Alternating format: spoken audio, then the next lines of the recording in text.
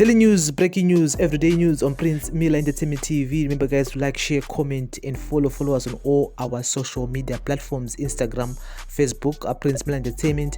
We're also available on our YouTube channel, which is Prince Miller Entertainment TV. Yes, how was the weekend? I hope you had a great one. Yes, we took off weekend. We're now back again here and we keep you guys up to date with the latest on what is happening. And so Tawanda Nyambirai, a prominent lawyer and a banker, has argued that sections 91, 95 and 328 of the Zimbabwean Constitution neither require a referendum to introduce a 7-year presidential term nor prohibit a sitting president from benefiting from such an extension. His remarks come amid ZANU-PF's proposal to extend President Emmerson Mnangagwa's second and final term by 2 years from the current 5 years to 7. Currently, the Constitution limits presidential terms to 5 years each, with a maximum of 2 terms totaling 10 years. While some constitutional law experts maintain that a referendum would be necessary to amend the Constitution, Nyambirai insists that the cited sections permit the introduction of a 7-year term without a referendum and allow the incumbent president to benefit from the change. Nyambirai wrote on X, much has been written about Section 91. It deals with the number of terms and not the duration of a single term. My concern is the duration of a single term. Therefore, I will not say more about Section 91. Section 95 appears to acknowledge that there is or could be another provision elsewhere that sets out presidential terms. The 5-year term limit seems to only apply in the absence of another provision of the contrary elsewhere in the Constitution.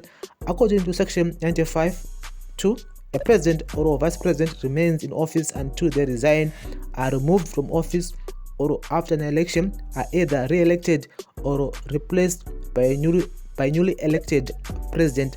It adds and expect as otherwise provided in this Constitution that terms of office are 5 years and conterminous with the life of Parliament. Nyambirai argued that consequently, ZANU-PF can legally extend the presidential term through Parliament without the need for a referendum.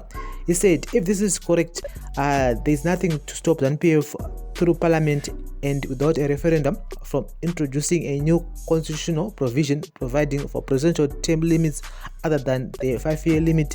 Put differently, there is nothing to stop Parliament with the necessary majority from introducing a clause that says a presidential term shall be 7, 8 or 10 years.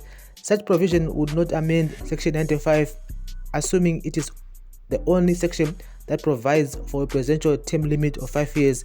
Such an insertion would apply to the sitting president without failing 4 of Section 328(7) because the insertion will not be an amendment to a term limit provision.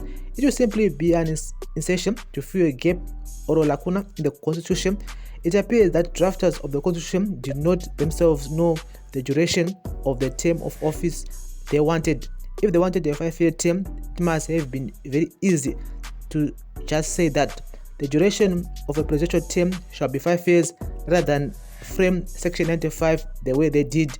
Nyambirai said he was not advocating for an amendment of the Constitution by simply pointing out that there appears to be nothing preventing ZANU-PF from introducing a 7-year presidential term through Parliament without amending or contradicting Section 95. He added that there is also nothing stopping President Emmerson Mnangagwa from benefiting from such a change.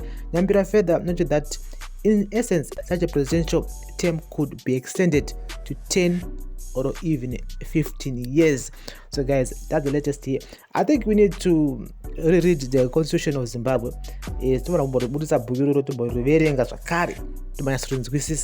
Because I mean, we've seen so many lawyers coming up with different versions of the Constitution.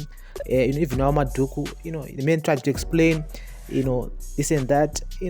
Also heard from Watabanum Pofu, yes, Mr. lawyer, also trying to explain again the same Constitution here. So my versions that I wonder, even larger than Moyo, one a version yawo zakare regarding to the same Constitution here. So we need to reread the sections 91 and 95 and 328 of the Zimbabwean Constitution tinyatsonzwisisa kuti zvikufamba sei. And yes, because inyaya yema-elections at 2028 zvikunzi aiwa tombowaisa paside tombopawo Mnangagwa dzimwe 2 years wambochimhanya zvakare until 2030. But you never know, 2030 yacho vakuzochinja futi kuti zvoni no kuru basa rogona ngativape dzimwe 2 years kana dzimwe 5 years dzimwe. And yes, I mean, if they can do it now, they can even do it twice or 3 times or 4 times or even 5 times. And because once vangozviita chete zvangobudirira chete, there's nothing will stop them from doing it again. And saka inyaya is very crucial here, so I'll be keeping you guys up to date with the latest. Remember, we'll be waiting for President Emerson Mnangagwa State of the Nation address, which is happening tomorrow. Yes, we'll be here of course on Prince Milan Entertainment TV. We'll let you know guys Kufamba say Shakamira say, and again we'll be talking about his speech, which what he's gonna be talking about. And yes, so thank you for listening, thank you for watching.